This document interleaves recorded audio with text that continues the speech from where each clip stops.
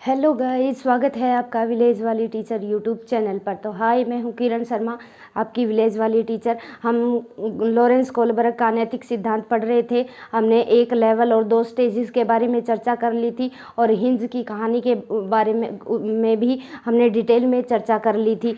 तो जिसने वो वीडियो नहीं देखी है तो आप पीछे वाली वीडियो देख सकते हैं। और फिर ये आगे दूसरा लेवल शुरू हो रहा है।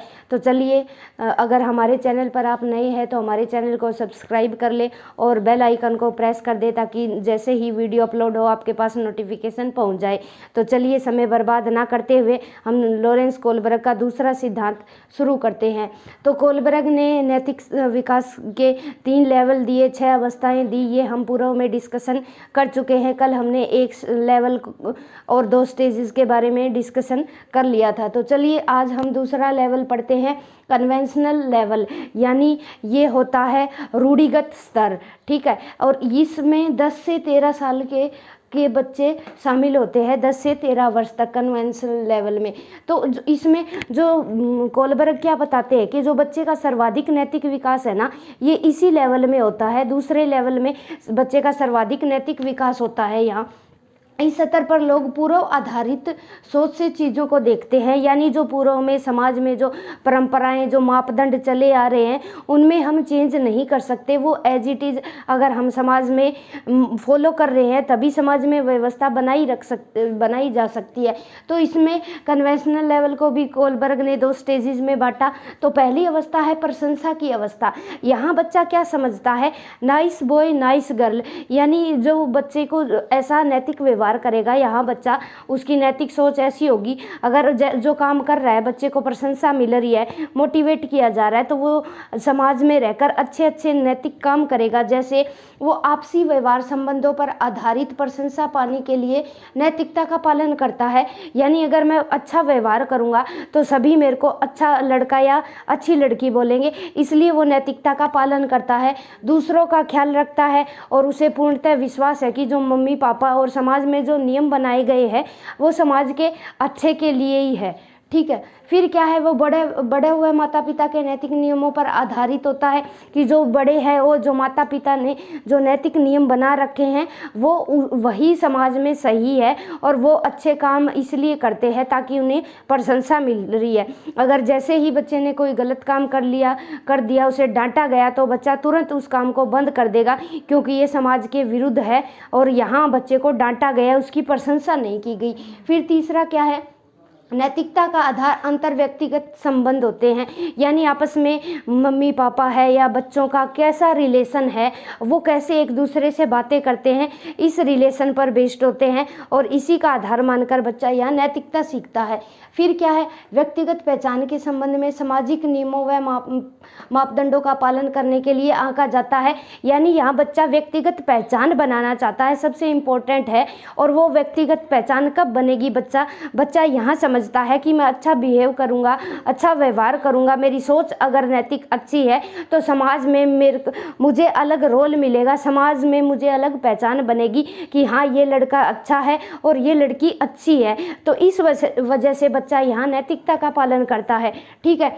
हमने क्या जाना, आपसी व्यवहार संबंधों पर आधारित होता है, दूसरों का ख्याल रखता है ये, और ये विश्वास बनाए रखता है, मम्मी पापा के द्वारा बनाए गए, बड़ों के द्वारा बनाए गए कानूनों को फॉलो करता है। क्यों करता है, क्योंकि उसे प्रशंसा मिलती है यहाँ। फिर तीसरी स्टेज के बारे में हमने डिस्कशन कर ली। फिर चौथी स्टेज आती है यहाँ समाज व्यवस्था के प्रति सम्मान की अवस्था। इस एज का जो बच्चा है वो क्या कहेगा कि जो समाज में पहले से जो नियम बनाए गए हैं, जो मापदंड बनाए गए हैं, उनको फॉलो करना ही करना है। क्यों करना है, क्योंकि इससे ना समाज में जो व्यवस्था है वो बनी रहती है, समाज की व्यवस्था बिगड़ती नहीं है, ठीक है। यहाँ कानून, न्याय व कर्तव्यों पर आधारित होता है और बच्चा ना अच्छे काम करना, नैतिक काम करना यहाँ अपनी मोरल ड्यूटी समझता है, अपने कर्तव्य समझता है। फिर सामाजिक व्यवस्था बनाए रखने के लिए नैतिकता का पालन करता है। यानी अगर मैंने चोरी करी या झूठ बोल दिया या कुछ ऐसा काम कर दिया, किसी को नुकसान पहुंचा दिया या हानि पहुंचा दी, तो ये समाज के विरुद्ध है और अगर मैं ऐसा करता हूं तो समाज में व्यवस्था गड़बड़ा जाती है। ऐसा सोचकर बच्चा समाज में नियमों का पालन करता है। फिर तीसरा क्या है, नैतिकता सभी पर लागू है, न कि पहचान वालों पर। यहाँ क्या है कि जो समाज के जो नियम है, जो मापदंड बनाए गए हैं, जो सोशल वैल्यूज़ है, वो सभी के लिए है। चाहे वो अमीर घर का बच्चा है या अमीर वर्ग का या मध्यम परिवार का है या कोई सामान्य परिवार का है या बिल्कुल निर्धन परिवार का है, लेकिन समाज में जो नियम बनाए गए हैं वो सभी लेवल के लिए सेम है। यहाँ डिफरेंस आर्थिक कल्चर के हिसाब से उनमें भेदभाव नहीं किया जाता, ना कि पहचान वालों पर, सभी पर लागू होते हैं और सभी को ये समाज के नियम मानने पड़ते हैं। ये नहीं कि कोई अमीर है तो वो समाज के जो बने हैं नियम कानून, अगर वो चोरी करता है या झूठ बोलता है तो उसे सज़ा नहीं दी जाती। कानून सबके लिए सेम होते हैं, जो समाज में मापदंड बनाए गए हैं वो सबके लिए सेम है। यहाँ बच्चा ऐसा सोचता है। नियमों का पालन चोरी करता है, चोरी को गलत मानता है कि अगर चोरी कर ली तो समाज में व्यवस्था बिगड़ती है, तो ऐसी बच्चे की यहाँ थिंकिंग होती है। ठीक है, दूसरों का ख्याल रखता है। यहाँ पूर्व आधारित जो सोच है ना, बच्चे का दिमाग अभी इस लेवल तक काम नहीं कर रहा, क्योंकि जो समाज में पहले से चला आ रहा है कि मैंने मम्मी पापा या अपने आसपास समाज से ये सीखा कि चोरी करना, झूठ बोलना या किसी को नुकसान पहुंचाना, तो ये चीज़ गलत है। और बच्चा भी सेम उसी पैटर्न को फॉलो कर रहा है। वो क्या, क्यों, कैसे है, इस बारे में नहीं जान पाता यहाँ तक। और समाज में जो पूर्व आधारित जो बड़े हैं, जो उन्होंने समाज में व्यवस्था बनाए रखने के लिए जो नियम बना दिए, उन्हीं को फॉलो करता है।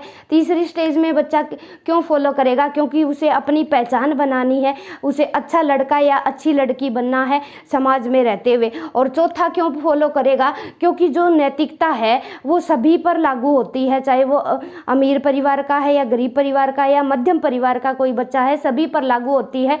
क्यों? अगर एक पे ही लागू होगी तो समाज में व्यवस्था बिगड़ सकती है। तो समाज में व्यवस्था बनाए रखने के लिए बच्चा यहाँ नैतिकता का पालन करता है।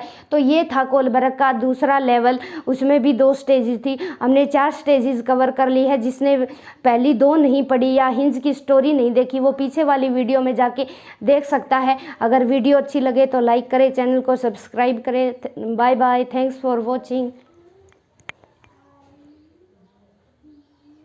और हाँ, स्क्रीनशॉट लेना चाहिए तो आप स्क्रीनशॉट ले सकते हैं यहाँ।